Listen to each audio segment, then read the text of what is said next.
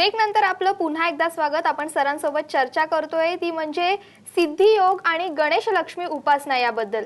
Sir आता मला तुम्हाला असं विचारायचं आहे की हरतालिकेचा जो व्रत केला जातो, प्रत्येक महिला घरातली लहानांपासून मोठ्यांपर्यंत प्रत्येक जण हा उपवास करत असतो, तर त्याचं महत्त्व नेमकं काय आहे? नेमकं काय आपण एक निसर्ग दृष्टिकोनातून पाहू, आपण शास्त्रीय दृष्टिकोनातून नंतर पाहू।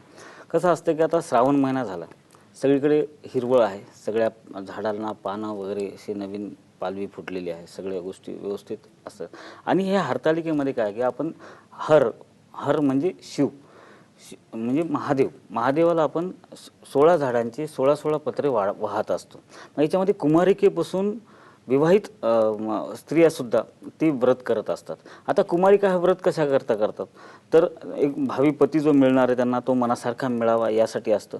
आणि ज्या विवाहित असतात ते त्यांना जो पती मिळाला आहे त्याचं दीर्घायुष्य लाभावं। कारण कसं असतं की एक आपण पाहतो की पुरुष प्रधान संस्कृती आहे आपली, घरातला पुरुष करता व्यवस्थित असणं फार गरजेचं असतं। त्याला जर काही नुकसान झालं तर पूर्ण कुटुंबाला त्याचे परिणाम भोगावे लागतात।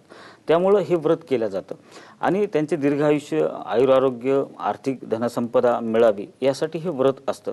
याच्यामध्ये महादेवाची पूजा असते, त्या दिवशी दिवसभर उपवास ठेवलेला असतो। निर्जळा आपण एकादशी जसं ज्याप्रमाणे करतो त्याप्रमाणेच हा उपवास असतो। ह्या उपवासाचं महत्त्व असं आहे की बहीण भावासाठी पण हे व्रत करते की भावाला सुद्धा आयुष्य चांगलं लाभावं। कुमारिका ज्या हे व्रत करतात ते वडिलासाठी पण करू शकतात, पतीसाठी पण करू शकतात, भावासाठी पण करू शकतात। कोणतीही स्त्री आपल्या घरातल्या पुरुषांसाठी हे व्रत करत असते। आणि अशा पद्धतीनं हे व्रत असं आहे की ते गणपती ज्या दिवशी अश्विन शुद्ध चतुर्थीला गणपतीचं आगमन होतं त्याच्या आदल्या दिवशी म्हणजे अश्विन शुद्ध तृतीयेला हे व्रत आपण करत असतो। तर ह्या व्रताचं महत्त्व एकच आहे की वनस्पतीची आपण ती पूजा करत असतो आणि वनस्पतीची पालवी जी आहे जी नवीन आलेली असते ती आपण ती शिवाला वाहत असतो। म्हणजे त्यामुळं निसर्गाचं आणि आपल्या हिंदू धर्मामध्ये ही जी आपले जे व्रत आहेत ते तुम्ही पहा, प्रत्येक सण जो येतो आपला की त्या वेळेसच्या निसर्गाच्या नियमाप्रमाणे ते सण येतात आणि त्यानुसार आपण त्या गोष्टी करत असतो। तर निश्चितच यातून घरामध्ये सुख समृद्धी शांती, घरातल्या कर्त्या पुरुषाला आयुरारोग्य तर मिळतंच, त्यासोबतच त्या घरच्या स्त्रीला म्हणजे त्या घरच्या लक्ष्मीला सुद्धा तिथे त्यांना आरोग्य मिळतं, धनसंपदा मिळते आणि मानसिक, शारीरिक आणि आर्थिक सर्व प्रकारचे सुख संपन्न होतात। नक्कीच सर, खूप छान आम्हाला आमच्या प्रेक्षकांना तुम्ही या हरतालिकेच्या व्रताचं जे काही महत्त्व आहे ते सांगितलं। सर जर कुंडलीमध्ये जर का काही दोष असेल तर ही गणेश उपासना उपयोगी ठरू शकते का? निश्चित गणेश उपासना कसं की आता एखादा विद्यार्थी आहे आणि त्याला अभ्यासात लक्षच लागत नाही। आता माझ्याकडे बरेच असे क्लायंट येतात की त्यांचा मुलगा शाळेत जायला नाही म्हणतो, कशामुळे तरी त्याला शाळेत जायमध्ये इंटरेस्टच नसतो आणि तो शाळेत जात नाही, बळजबरी मग रडत रोज पाठवावं लागतं किंवा रोज त्याला शाळेत नेऊन सोडावं लागतं आणि तो तिथे बसत नाही, मग शाळेतूनही कंप्लेंट्स येतात त्याच्या। तर असे जे मुलं असतात की त्यांचं शिक्षणात लक्ष लागण्यासाठी त्यांची कुंडलीमधले पंचम स्थान जर आपण व्यवस्थित पाहून जाणकार ज्योतिषाचा सल्ला घेऊन त्यानुसार जर आपण उपासना केली तर निश्चित गणपतीची उपासना इथे खूप लाभदायक ठरू शकते। कारण गणपतीची उपासना जी आहे ती मी आधीपासूनच सांगतो की हा बुद्धीचा कारक आहे, बुद्धिअंक वाढवतो, आकलन शक्ती वाढवतो, एकाग्रता वाढवतो, स्मरणशक्ती वाढवतो। जर तुमच्या मुलाची बुद्धिअंक वाढवायचा असेल, स्मरणशक्ती वाढवायची असेल तर गणेश उपासना जर आपण त्या ठिकाणी केली, काय असतं की आता ज्यांचं मेष लग्न आहे आता अशा लोकांनी सुद्धा गणपतीची उपासना केलेली खूप चांगलं असतं। कारण मेष राशीचा स्वामी मंगळ आहे, तो गणपतीचा कारक ग्रह आहे। अशा व्यक्तीने सुद्धा गणपतीची उपासना केलेली चालतं। आपल्या कुंडलीनुसार आपण हे पाहू शकतो की आपल्याला गणपतीची उपासना लाभू शकते का नाही। आणि तसं पाहायला गेलं तर गणपतीची उपासना सर्व लोकांना लाभते, कारण ती एक आराध्य म्हणजे प्रारंभी देवता आहे की कोणतीही उपासना करताना आपण गणपतीची उपासना ही करतच असतो। मी जसं याआधी सांगितलं तसं गणपतीची उपासना जेव्हा करतो ना आपण तेव्हा एक आपल्यामध्ये मानसिकरित्या एकाग्रता, आपल्या मनसंतुलन ज्याला म्हणतो ना आपण ते एकदम परफेक्ट होतं। त्याच्यामुळे एकाग्रता वाढते आणि उत्साह वाढतो आणि काम करण्याची गती पण वाढते। त्यामुळे निश्चितच तिथं आपल्याला लाभ मिळतो। त्यातही सर हे गणेश उपासना जी आहे ती कोणासाठी जास्त उपयोगी ठरते? आता गणेश उपासना ही लहान मुलांना तेवढीच उपयोगी पडते, उच्च शिक्षण घेणाऱ्या विद्यार्थ्यांसाठी तेवढीच उपयोगी पडते, व्यापारी वर्गातल्या लोकांसाठी पण तेवढीच। कारण हा चातुर्याचा, बुद्धिअंकाचा आणि मी सांगितलं की बुद्धी अंक वाढवणार आहे। कारण तिथं तुम्हाला कोणत्याही ठिकाणी जिथं बुद्धीचं काम असतं की कोणतीच अशी गोष्ट नाही की तिथे बुद्धीचं काम नसतं. तुम्ही नोकरी करा तिथे तुम्हाला बुद्धी लागते, तुम्ही शिक्षण घ्या तिथे बुद्धी लागते, तुम्ही व्यापार करा तिथे बुद्धी लागते, तुम्हाला संसार करायला सुद्धा डोकं लागतं. म्हणजे जिथे डोकं नसेल तिथं माणूस काहीच करू शकत नाही. तर प्रत्येक व्यक्तीसाठी ही गणेशाची जी उपासना आहे ती लाभदायकच ठरते. नक्कीच सर. सर, संकष्टी चतुर्थीचं महत्त्व काय आहे? हां, आता संकष्ट चतुर्थी बाबतीत काय की बरेच जण तेव्हा उपवास करतात, पण माझ्या मते हा संकष्ट चतुर्थी हे एक व्रत आहे. माझ्या जे वाचण्यात आहे, मी पुराणामध्ये ग्रंथामध्ये जे वाचलं आहे त्याच्यामध्ये ते व्रत आहे. हे व्रत आपण कशासाठी करू शकतो? तो कोणत्याही गोष्टीसाठी करतो. मुलाच्या शिक्षणासाठी पण हे करू शकतो.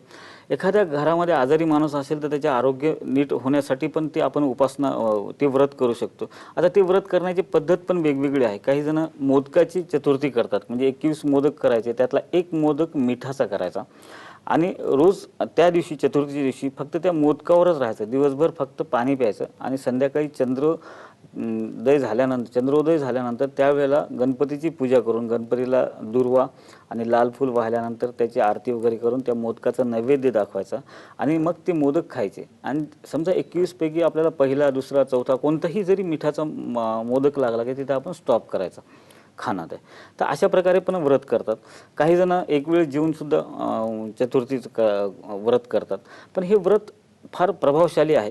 माझ्या अनुभवानुसार मी बऱ्याच जणाला, आता माझ्याकडे एक मागच्या वर्षीच एक उदाहरण सांगतो. माझ्याकडे एक महिला आली होती, ती पोलीस डिपार्टमेंटमध्ये होती आणि चांगल्या पोस्टवर होती.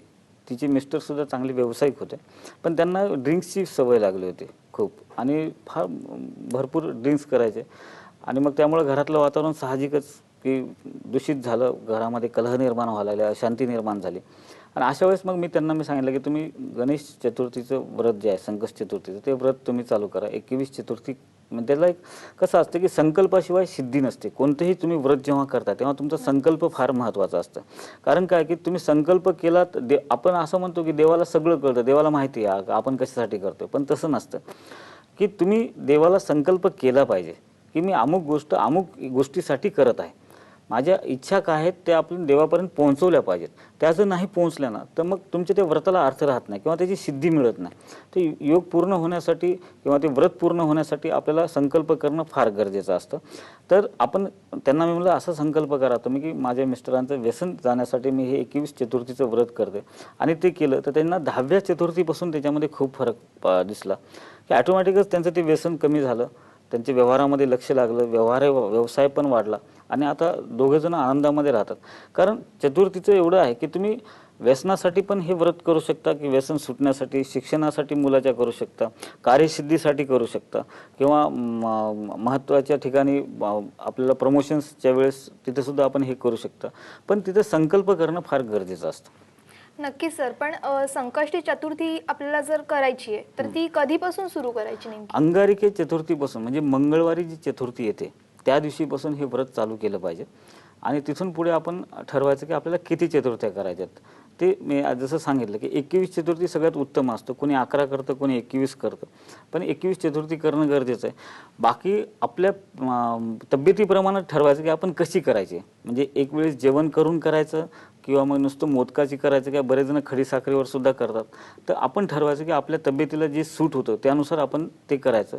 विनाकारण आपण काहीतरी करायला जायचं आणि त्याचे परिणाम वेगळेच फिजिकल प्रॉब्लेम क्रिएट होऊ नयेत यासाठी या गोष्टीचं भान ठेवून आपण ते व्रत केलं तर निश्चित तिथे आपल्याला फल मिळतं चांगलं. नक्कीच. म्हणजे मंगळवारी येणाऱ्या संकष्टी चतुर्थी म्हणजे अंगारिका. अंगारिका मंगळवारी येते तेव्हापासून तुम्हाला जर संकष्टीचा उपवास करायचा असेल तर तुम्ही त्या अंगारिकेपासून तो उपवास ठेवायला सुरुवात करू शकता.